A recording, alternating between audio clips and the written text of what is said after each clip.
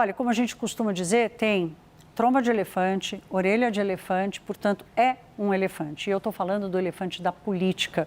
Tudo que envolve o caso Master, ele não tem jeito, ele parte da política e a dúvida é saber o quanto que a política vai conseguir, primeiro, imunizar de alguma forma os envolvidos ou mudar o rumo do desfecho dessa história. Por isso a gente recebe hoje aqui um convidado especial. Eu estou falando de Lucas Aragão, ele que é cientista político, sócio da Arco Advice, presencialmente aqui no Estúdios do RH. Bem-vindo, Lucas. Obrigado, Thaís.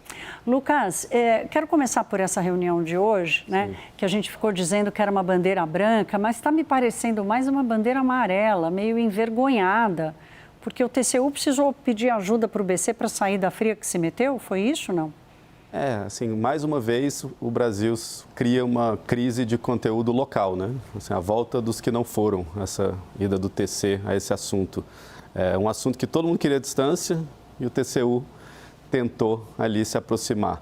Você estava comentando ali com a Larissa que a reunião durou meia hora, que parece muito tempo para uma reunião tão complexa.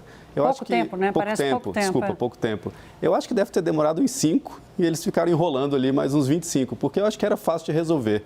Acho que o Vital do Rego chegou e falou, olha, a gente não quer se meter muito nisso, então vamos achar o meio do caminho aqui, vocês fazem um estudo, corrobora, pode ser? Pode ser. Então eu acho que foi uma solução racional para um problema que nem deveria ter existido. E agora o Banco Central e o TCU, de maneira institucional, chegaram aí a um meio termo que funciona, ficou bom para ambas as instituições. Lucas, eu comecei a ouvir hoje, no fim de semana, na verdade, gente dizendo assim, olha, sabe aquela discussão do Código de Conduta lá, que está sendo debatido Sim. pelo STF, que também está envolvido no caso, né? O ministro Dias Toffoli, que viaja no avião para ver jogo de futebol junto com o advogado do Master, depois toma para si o caso, chama a cariação. A gente vai repetir isso sempre para vocês não esquecerem da implicação política que tem a atuação do ministro do STF, o contrato da esposa de Alexandre de Moraes, enfim. Então, o Código de Conduta do STF está na discussão.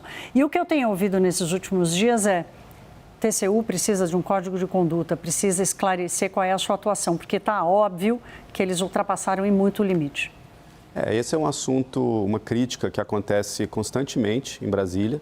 Acontece que o TCU tem uma proteção natural ali do Congresso Nacional, né? Porque muitos dos nomes que estão hoje no Tribunal de Contas da União vieram de indicações do Congresso Nacional, são ex-parlamentares, como Jonathan de Jesus, como Anastasia, como Vital do Rego. Agora, o TCU começou, desde o impeachment da Dilma, a ter um papel muito mais relevante, muito mais proativo nessa questão de fiscalização de contas, nessa apuração fiscal, de olhar contratos, de olhar o que está sendo feito em relação a bancos públicos, em relação a contas de campanha. Então, toda vez que você aumenta a sua proatividade num assunto que é delicado, que é complexo, você tem a chance de pisar ali numa situação delicada, num formigueiro, como foi nessa questão do Banco Master. Agora, eu acho que sim, esse é um assunto que vai crescer nos próximos anos. O que é o TCU? Por que o TCU existe? Quais são os seus limites? Para onde ele vai? Para onde ele não pode ir? E nesse assunto do Banco Central e do caso Master, eu acho que vai ser emblemático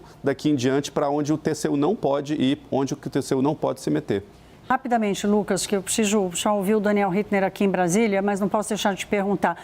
Cresce e fortalece a ideia de uma CPI do Master no Congresso Nacional, ou seja, essa brasa vai esquentar. Eu acho que vai esquentar. Se vai explodir, eu não sei, Thaís. CPI, você sabe como que começa, você não sabe como que termina. Uma CPI em ano eleitoral, de um assunto quente como esse, não vou ficar fazendo especulação aqui, mas eu acho que é de conhecimento público. O próprio Daniel Vorcaro, no seu depoimento ali, segundo a imprensa, admitiu contatos com vários políticos. É muito falado em Brasília sobre as influências, os tentáculos políticos ali que o Banco Master poderia ter no mundo político, no mundo jurídico. Então, eu não vejo o interesse de Brasília entrar num assunto de CPI, a não ser que seja um jogo meio jogado ali, vamos fazer uma CPI, só que é muito arriscado, porque você sabe como que começa, você não sabe qual a próxima prova que você vai descobrir, qual vai ser o próximo que está disposto a falar, você não sabe qual vai ser a pressão da imprensa, da sociedade civil. Isso é muito arriscado para os próprios parlamentares entrarem no vespeiro, começo do Banco Master. Eu acho que eu vejo hoje as instituições em Brasília, Banco Central, TCU, todo mundo querendo distância do assunto do Master, como a gente tem visto agora com o TCU.